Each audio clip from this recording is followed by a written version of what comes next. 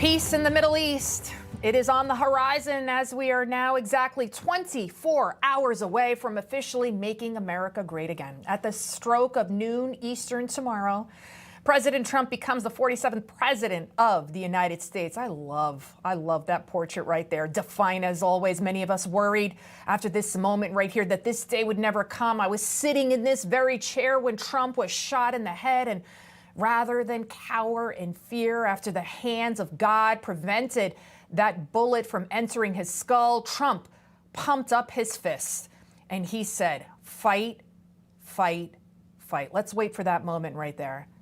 He comes up, there he goes, "Fight, fight, and fight." And the crowd went wild, and rightfully so. But the fight for America against the radical left, it's far from over, guys. The Democrats, their feckless leader, Joe Biden right there, holding on to his message of bitterness and division as if it were an ice cream cone during his farewell address.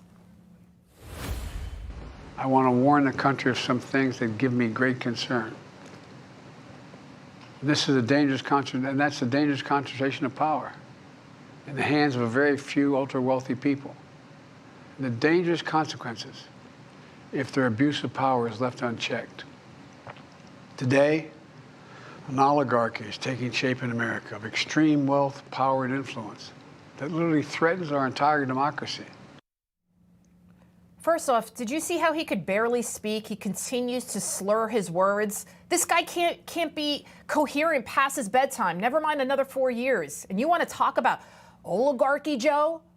How about you giving the highest civilian honor to George Soros, accepted on George's behalf by his son, who happens to be engaged to Hillary's BFF, Huma Abedin. George Soros, the guy right there, the recipient of the Presidential Medal of Freedom. I mean, if you look up oligarch in the dictionary, his picture should be there.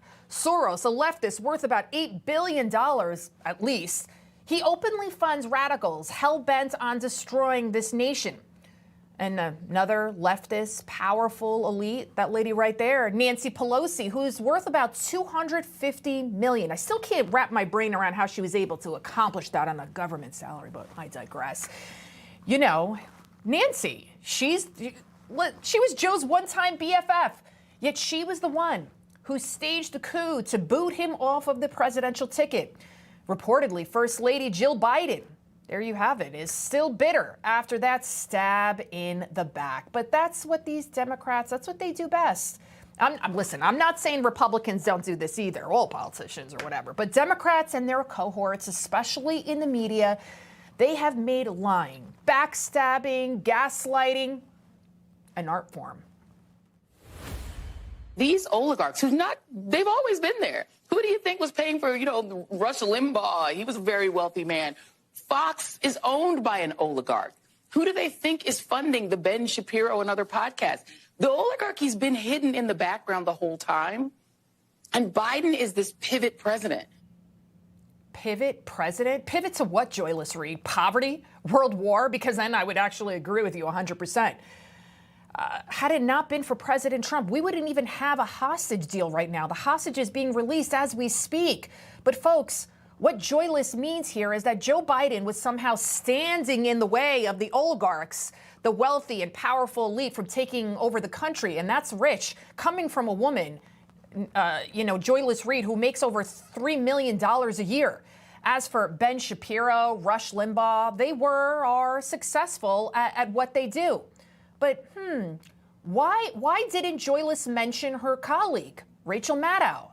Maddow will now only make $25 million a year versus the $30 million she was making for doing a show a week. She's now going to be working 5 days a week for Trump's next 100 days. But can you imagine making $25-30 million bucks a year for working a single day a week? And yet the folks at MSDNC, they want to lecture you and me about oligarchs, the powerful elite taking over the country? The propaganda puppets, they live in their own bubble world. I'm a longtime journalist, so I know this all too well. They don't know the price of milk. They don't care to know. They don't have to worry about getting stabbed. They don't have to worry about tolls. They got drivers. They don't have to worry about anything. The most egregious offense for them is someone calling them by the wrong pronoun.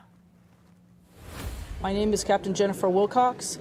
My pronouns are she, her. I am a Caucasian female wearing a black shirt uniform with eyewear and a black hat. Wow. Brilliant there. I mean, that, by the way, that was real. That was not an SNL skit. That was part of a real update from the Los Angeles Fire Department. That's what we care about, lady, what your pronouns are. This is what happens. When you focus on nonsense, don't be surprised when things go wrong.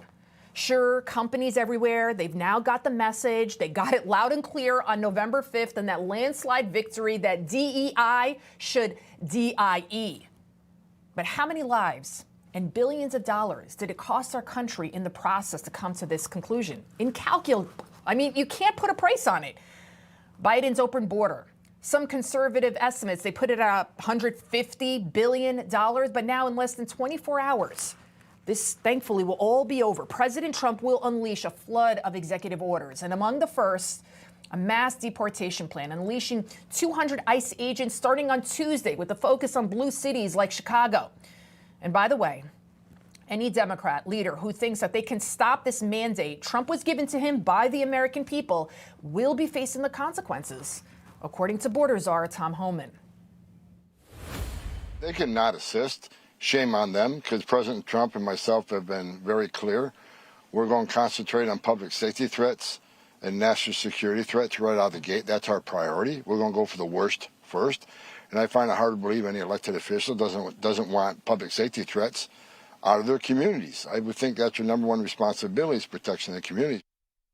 Promises made, promises kept, including Trump's vow to bring home hostages taken during that October 7th massacre, which is happening right now as we speak. A total of 33 will be released over the course of the next couple of weeks. And then in the next 100 days, though, you will see on your other media outlets reports about how horrible and inhumane and blah, blah, blah, all of Trump's agenda is, the big bad orange boogeyman threat to democracy. They're going to pick it all up. Don't worry about it.